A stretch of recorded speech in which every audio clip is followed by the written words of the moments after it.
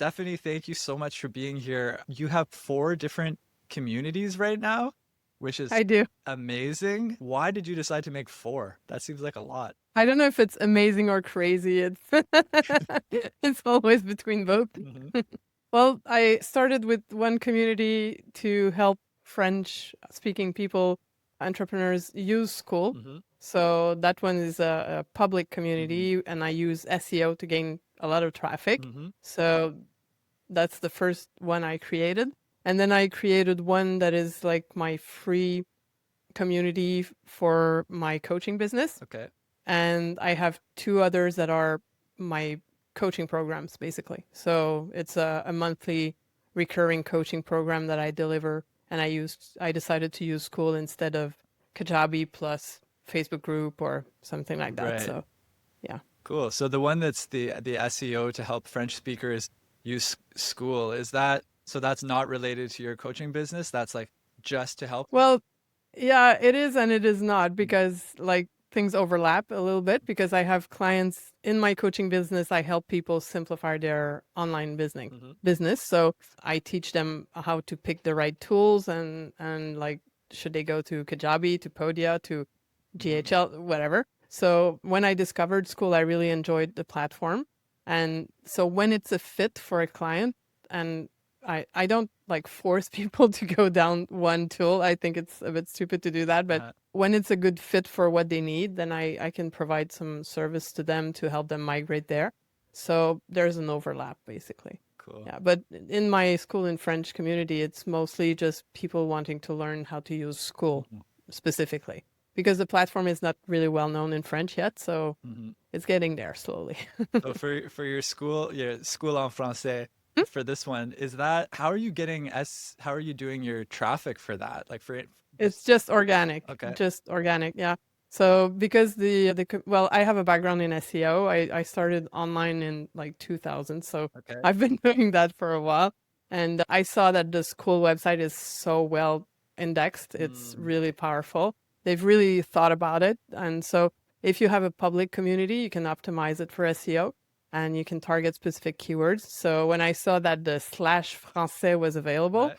a lot of people search on Google School en français. Uh-huh. So I'm the first one coming up. Right. So for most of that, and I created just a few videos on YouTube targeting a few specific keywords as Hmm. well. And right now it's bringing between 700 and 1,000 visitor per week. So it's pretty Cool. good. It's just organic, no ads, and yeah. So I'm making money through affiliate commission in that main community. Cool. I'd love to, this is maybe a bit selfish of me, but I'd love to dive a little more into the SEO stuff. So was that because, like you said, you have school slash français. Is Mm-hmm. that, do you think most of that SEO advantage is coming from your subdomain, or like where's that coming from? It's well, it's part of it because I know a lot of people search for that. Hmm. So I know it's a keyword that was well researched and there was no competition. Hmm. So yeah, that's basically what I did at the beginning. I'm also now indexed in like not indexed, but I'm also mentioned by ChatGPT when someone searched for an expert in French for school, Oh which is wow, that's so cool. funny. Like I'm no expert or Mm-hmm. like I know the platform pretty well. I have a lot of experience on in online marketing, but I'm like not the expert on it. But apparently I've been mentioned, Selected. so this is fun because I ask people in the community how they found me. So Mm. most of them it's really through searching about school Mm. and adding the word French or en français or Hmm. something around that. Or their computer is in French, and so when you do a research on Google, it turns out results in your own language, Mm. even if you search for Right. something that's in another one. Hmm. So that's why I'm getting traffic. And then with the SEO on Skool is that every post that you create, if you have a public community, it becomes a target for one specific keyword. So if you're strategic about the different posts that you make, you can do a good keyword analysis before you do it. Mm. And then you can create strategically, you can create different posts that will target different keywords. And then it's all going to be indexed in Google. So you gain the more the community grows, Hmm. the more you gain visibility, basically. So, Right. but that's only possible if you have a public community. Right. So, Yeah, I was gonna ask a little bit more about that. So when you're making posts and you're targeting for keywords, are you are your members also posting in this community, and Yeah. Hmm. does that Yeah, affect it's your totally ranking? organic. I'm not doing it like I could go down the rabbit hole of using AI and just create tons of posts Mm, targeting tons of keywords, but I think you just kill the community if you do that. right. If you just write for search engines, it's the same thing on your website.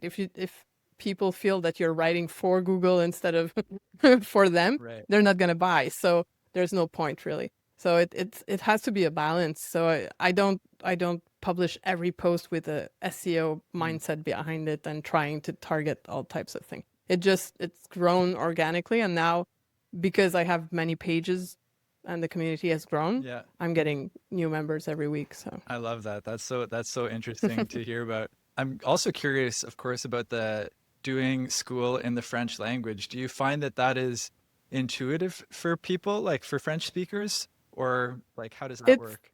yeah, it's mixed a little bit. In Quebec, most people are at least a little bit Hmm. bilingual if they're not completely bilingual. So it's not really a problem because the platform is very simple. I mean, calendar, Yeah, classroom, yeah, it's like keywords that pretty it's words close. that Yeah. are pretty easy to understand.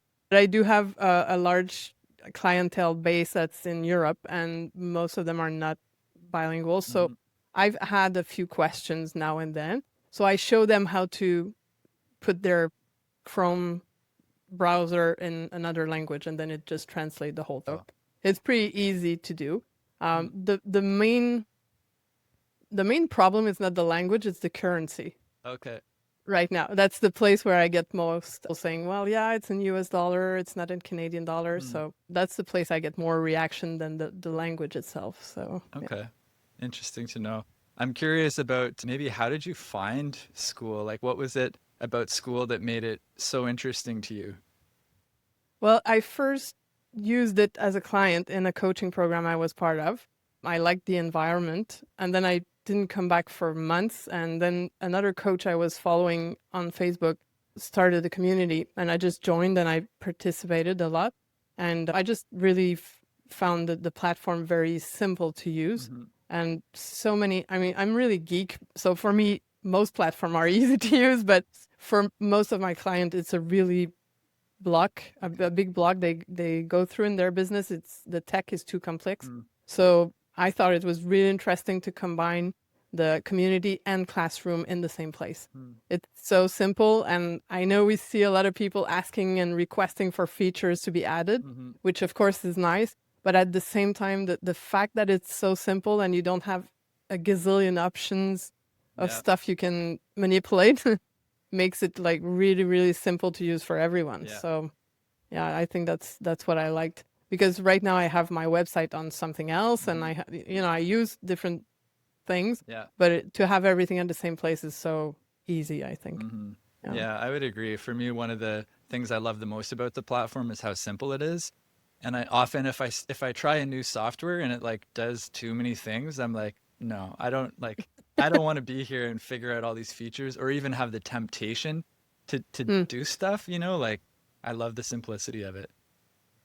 Mm. Yeah, you can play on School and you can't really break anything. And Hmm. there's like, you can start your community and be alone in it and just take the time to learn it and then invite 2, 3 friends and play with it. And Yeah. the fact that we can participate in many other communities is also a great way to learn about it, I Hmm. think, before starting our own, because we can see what others are doing and what we like, what we don't like. And Hmm. there's so many different uses that it's really easy to learn, I think, Hmm. before you decide to use it for your own business. Hmm. I agree. I'm curious what you think about working with the constraints too. That's something that I kind of like, is you find creative solutions when you're limited. Have you found that? Yeah, I mean, there's things you can't do, like the autoresponder part, that the Hmm. email management that's not there. You have to, but I already have the tools outside of it, Mm. so for me it's not too complicated. But I haven't gone down the route of doing Zapier connections and Hmm. stuff like that. So I keep it. I teach simplicity in business, Yeah. so I don't try to overcomplicate it Hmm. and add stuff to it. So Hmm. yeah, it's not really a constraint. It's for me, it's more, it's a nice thing that we don't have too many options. Hmm. Yeah, I would agree. For somebody who's just getting started with Skool, do you have any advice for them of where, like, what is the best way to get started? Well, I think to read a lot in the schoolers community is a good place. Mm. Of course, if you don't own one yet, then you have to participate. I think participating is in a few communities that you like and you enjoy and you can contribute to the conversation, you're going to really use it for like exchange, create connections with people, Hmm. and you're going to see many different about page, many different ways to manage it. I think that's the best way to decide afterwards if it's good for you or if you just want to stay like a user, which is okay as well. Yeah. Some people will never become a community owner, and it's all right. Just like on Facebook, we are in many groups without necessarily owning a Facebook group. So it's the same thing on Skool, I think. Hmm. Do you have anything that you would love to see on Skool? Any kind of like features or even like things with the culture that you'd like to see moving? We'll see where it's going. I didn't enjoy the bro marketing vibe of the Okay. platform we had last year.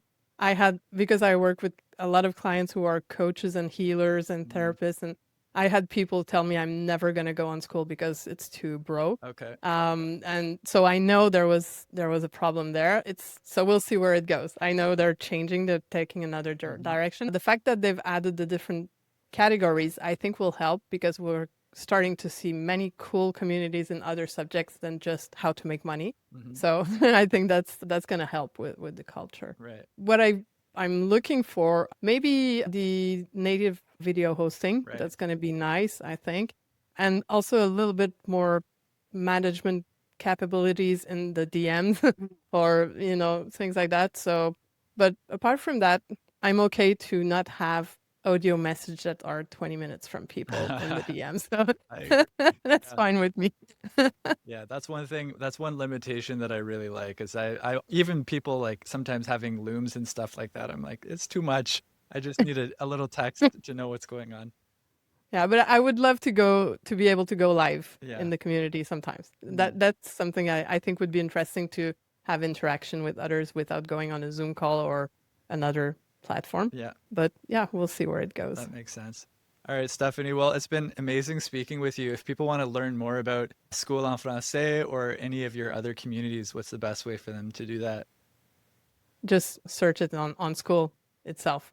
Right. I have my main website, but it's in French, so it's not going to be very useful to anyone here. Hmm. So just search for my name on Skool and you'll find that. Right. Or just skool.com/français. Right. If you know how to spell it, you'll be able to find me easily Perfect. Thank you. Or they can ask ChatGPT, I guess, and you'll come up. as well.